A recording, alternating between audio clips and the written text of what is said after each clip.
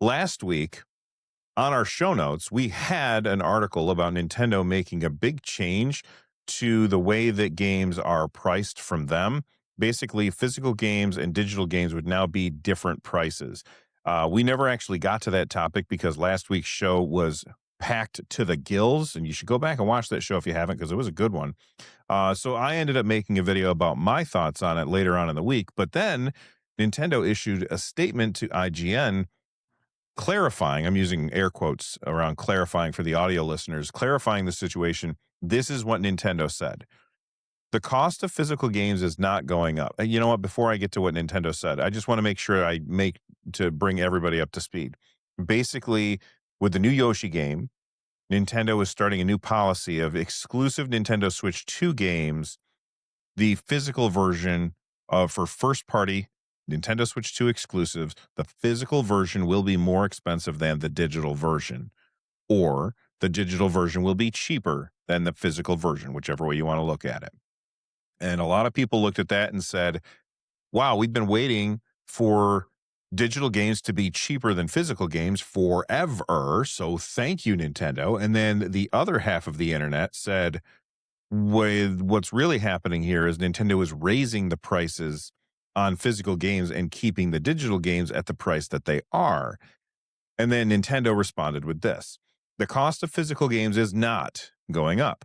This means that when Nintendo sells digital versions of Nintendo published games exclusive to the Nintendo Switch 2, the customers in the US, those prices will have an MSRP that is lower than their physical counterparts. Retail partners set their own prices for physical and digital games, and pricing for each title may vary. I think that last line is very important there because Nintendo has what's known as variable pricing. Some games cost $80, Mario Kart World. Some games cost $70, Donkey Kong Bonanza. Some games might cost $40. I can't think of one, but you guys get the point. So my question is, Nintendo says that they aren't raising prices on physical games. They are lowering prices on digital games. Which is it? What do you guys think? Rich? Yeah, I'm not sure that there's much of a distinction there, right? I think if they, here's what I think. I think that Nintendo is now in a position where they can put their foot down and say, We are more important to you than you are to us," meaning Who's you? the Okay. retailers. That Nintendo is more important to the retailers than the retailers are to Nintendo. The reason there's been price parity is because the retailers have been forcing that price parity. Yeah. Nintendo, Sony, and Microsoft would have loved to give the consumer that discount on digital games, that pass on that discount that they get, but they couldn't because of the retailers. And now we're at a point where the tables have turned, right? Like the retailers are not quite as important. You see what's happened to GameStop over time. Best Buy's kind of languishing. And then we have so many digital retailers. And so I think that's really what this is.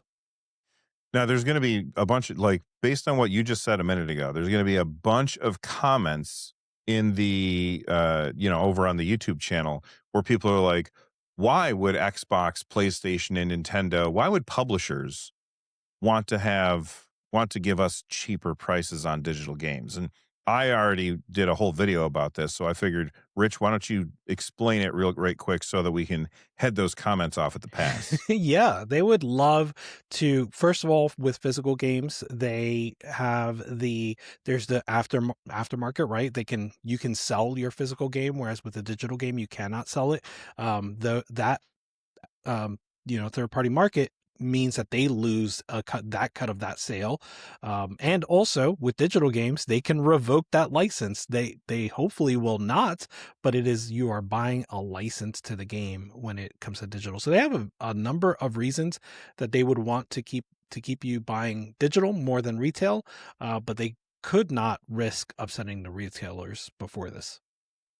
Right. And the retailers would basically said, you're not allowed to do this. If you do, we're taking you off our shelves. And Yep. because most people bought games physically instead of digitally, all the big three said, okay, we're going to do what you said. Russ, where do you land on this? Do you think it's a price increase or a price decrease? The cynic in me kind of thinks that as a business, I think, I'm imagining Nintendo in their boardroom making this decision. And there's kind of two ways that would steer the conversation. The first would be like, hey guys, prices are really getting bad. How can we like cut some people some slack? How can we make it better for people and give them more money? Or there's the other side where like, okay, physical games are costing more to print and stuff. How can we get some of that money back? And so there's like those two conversations. One is like, how can we make digital games cheaper? And the other one is like, how can we charge more for physical games? And the cynic in me thinks that conversation two is probably the one that was more likely the most influential between those. And so I personally do see this as being like, kind of a price increase to be able to head off some of those costs related to physical games. And I think that they just kind of tempered the waters early. Like they slowly started boiling us by making Mario Kart World $80, right? And so now if they go on to say, okay, that's just for the physical one, digitally, I don't even know if they have a physical one of that one. But you know what I mean? Like they could start to separate that a little bit and make it a perceived price cut at that point. And maybe that's what they were doing. Maybe they were already looking at the physical price and be like, all right, this is how much we can sell to get the most profit. So both digital and physical are going to have to be at that price. And then, like we were mentioning, maybe they were like, okay, now without the influence of retailers, maybe let's just drop it $10, and that's possible. It's a thing they could have done. I don't know. At the end, like Rich said, I don't think it matters. Like how they got there, it doesn't matter in the end. So I think both of you are hitting on something really important that I didn't touch on, which is that like Nintendo right now seems to be feeling out where the market is for pricing in games, which I think is arguably a good position for us to be in, right? If they are trying to feel it out, then we can put our foot down and say, no, this isn't the price that this game should be at.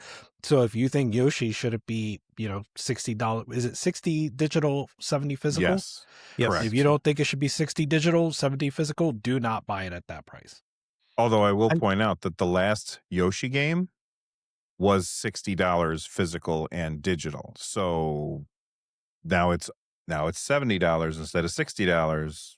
Take that for what you will. What were you going to say, Russ? I was going to say, well, two things. One is that, yes, that I was going to say the same thing. That was $60, but that was also 7 years ago when that game came out. And then also, I've never seen a $70 Yoshi game in my life. Never seen one. You know what I mean? Those are all $60, $50, $40 games in my book, So them charging that premium $70 for a physical Yoshi, I did not buy that game. I'm not going to buy that game at that price, definitely. Do you feel like okay, let's pretend that everyone is in agreement and that this is a price increase. Okay, now Russ, you are somebody who likes physical games. Does this impact whether or not you're like, are you more likely to buy a game digitally now than you were before? No, but it's kind of not a fair question for me because I've already like admittedly decided I'm not going to have a physical Switch 2 collection, and so in that sense, it's like I'm already gone digital, so in that sense, it doesn't really make any sense. Like I personally, right? But I think that just outside looking in, if I had a collection or whatnot, it would definitely start to steer that. I mean, previously it was always like, it just made so much more sense for me to get the physical one of Switch 1. If it's the same price, get the one that's got the cartridge that I can dump and then use it for emulation easily. And then also I've got something I can put on my shelf, which I always wanted to have and hand off to my kids at some point. I know people love the convenience of being able to swap out through their games digitally, but I've just never really been in that camp. And so, so I've always felt like it made sense to have them at the same price to always get the physical one. Now that there's a price difference, I would definitely have a reckoning and kind of decide, I just don't have to do that because I've already made the decision, mostly because of game key cards and like just how lousy of a deal that is, that I decided I'm not going to do physical this generation anyway. I saw somebody post that, of course, Nintendo does this after they release game key cards. And I was like, I did think about that for more than a couple of minutes. It's like, that's an interesting thought. Anyway, let us know what you guys think. Is this a price increase? Is this a price decrease? Does it change how you approach physical media when it comes to Nintendo Switch? Do we think that Nintendo is going to be a canary in the coal mine for Xbox and PlayStation now? That's not something that actually just real quick, Rich, do we see the other big three, the big two following suit? I think they're going to continue to try, but they failed, right? At least Microsoft did with sorry, what was that game that they tried to release at $80? Avowed? No, it was No, that was the Fallout 2 something remake one, 2. whatever. Okay. New, No, not new, Fallout. it's the other Fallout, all outer something, outer wilds worlds. Yes, Yeah, Outer yeah. Worlds 2. They tried to release it at $80. There was a lot of pushback. So I go back to we're in a bad position as far as gaming hardware goes. We're in a pretty good position. We have pretty good leverage when it comes to gaming software. They're going to continue to try to raise the prices, and we have to let them know that we don't like it. Fair enough. All right. Russ, you look like you're about to say something before I move on. Yeah, I just had a weird thought. It's just like when I think about physical for Xbox and PlayStation, physical and digital to me are like two different worlds. You know, it's like there's sales on one, there's sales on the other, and the prices are always different between them. You know what I mean? And so I never felt like there is a set price. I mean, sure, there is a set price for them, you know, but I guess by the time that I'm actually shopping around for these games, I'm hunting for sales at that point. And so I never think about whether or not they have price parity because they never really do. And so that's just a kind of a thought I have for physical and digital in those two systems particularly.